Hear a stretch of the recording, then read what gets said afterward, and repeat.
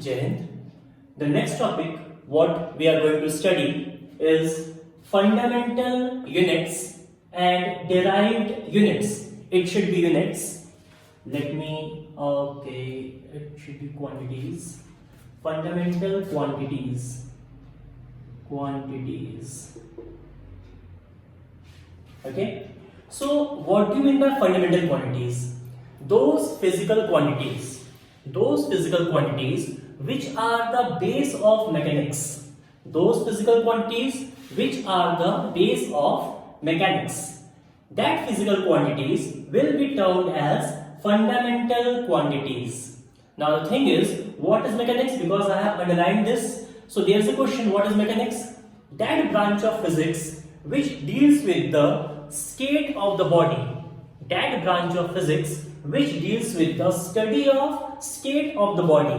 In class 9th, we have already studied that there are three states of a body: state of rest, state of motion, and state of direction. Inertia of rest, inertia of motion, inertia of direction. You have studied this. So, that branch of physics which deals with the state of the body will be known as mechanics, and the fundamental quantities are those quantities which are the base of mechanics. Now the thing is, what are derived quantities? Those physical quantities which can be derived by using mathematical operations like addition, subtraction, multiplication, division of fundamental quantities. Means we are using derived quantities with respect to fundamental quantities. Means a physical quantity can be called as a derived quantity when we are using the fundamental quantities. And we are using some operations in between: addition, multiplications, division. Okay, so these operations are being used and we are getting a new quantity by using fundamental quantity. Then it will be termed as derived quantities. So in short, it is being written those quantities which can be obtained by the suitable mathematical operations. Mathematical operations like addition, subtraction, multiplication, division, etc. of fundamental quantities. Okay. Now we have a list of fundamental quantities. This list you are going to get in the NCERT book as well as any side book if you prefer. So I have written the list over here. You can also copy it from your NCERT. So what is the list all about? We have the quantities, name of the quantities over here. We have units over here, and we have symbols over here. What symbols we are going to use? Length. It is being measured in meter. You know it very well. Symbol is m. Mass measured in kilogram. Symbol is kg. We are using the SI system over here. For time, we have second, S. Temperature, Kelvin, capital K. Electric current, ampere, capital A. Luminous intensity, candela, CD. Quantity of matter is mole, mol. Now, out of all these 7, we have 5 is very common. Length, mass, time, temperature, electric current. That is very common. We have some confusion about luminous intensity. We can have some confusion about luminous intensity. And we have a little more confusion in quantity of matter. About the quantity of matter, you have studied in chemistry, hopefully in class 9th or 10th, about mole. So mole concept you have already studied in class 10. So the same mole is being used over here. Okay, the same concept of mole that we have studied in chemistry in class 9th or 10th is used over here. Now we have luminous intensity. So I think now this part is clear. Because we have already studied it, you can revise it from class 9 book about the mole. Apart from that, there is a mole concept in chemistry class 11-2 in chemistry. So no need to worry about, we are going to study the mole concept again. The next one that is a little bit confusion is luminous intensity. What do you mean by luminous intensity? Let's take an example of luminous intensity.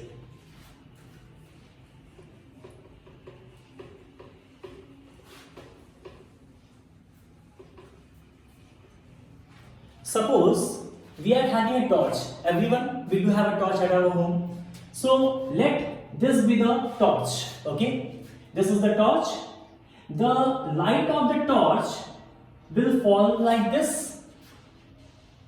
This is the part, this is the ground where it is falling. Okay, we can form a similar figure over here, short.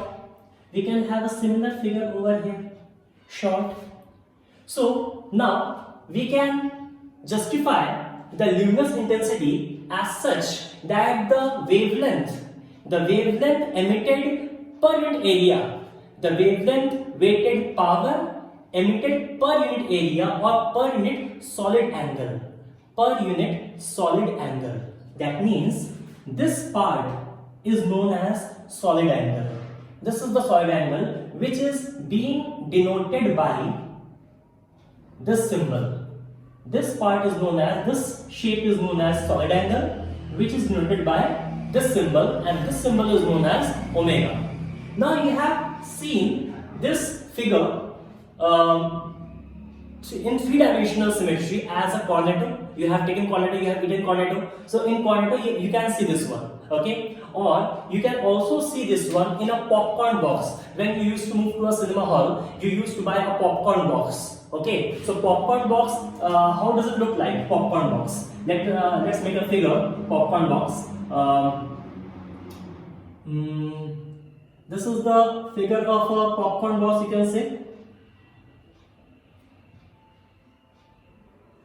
This is the figure of a popcorn box. Okay, so if we consider this in horizontally, so let's get this one.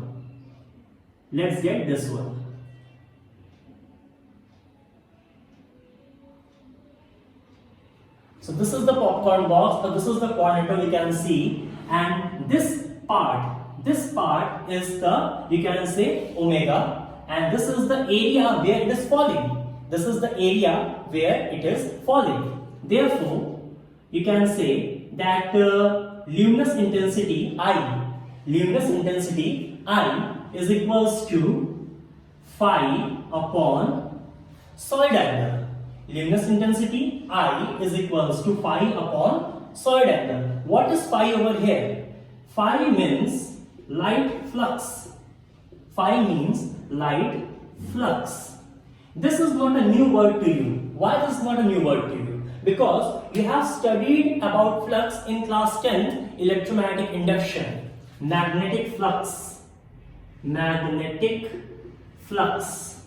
You have studied it. Where you have studied it? In electromagnetic induction.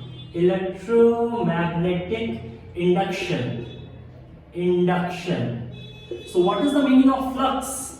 The meaning of flux is number of lines, number of field lines. So if in the case of magnetic flux it is the number of field lines, then in the case of light flux it should be the amount of light falling on an area.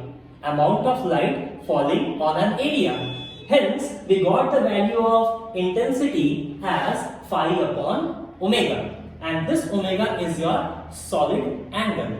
This omega is termed as solid angle. So always remember that intensity is equals to flux upon solid angle, where light flux, what is the meaning of light flux? The meaning of light flux is lines, number of lines passing through an area. Number of lines passing through an area is known as flux. If we talk about the magnetic flux, number of magnetic field lines. If we are talking about the light flux, amount of light falling on an area. Am I clear? Hence, the formula of intensity becomes this. However, we just have to study about luminous intensity. What is luminous intensity? This figure can be shown. Okay.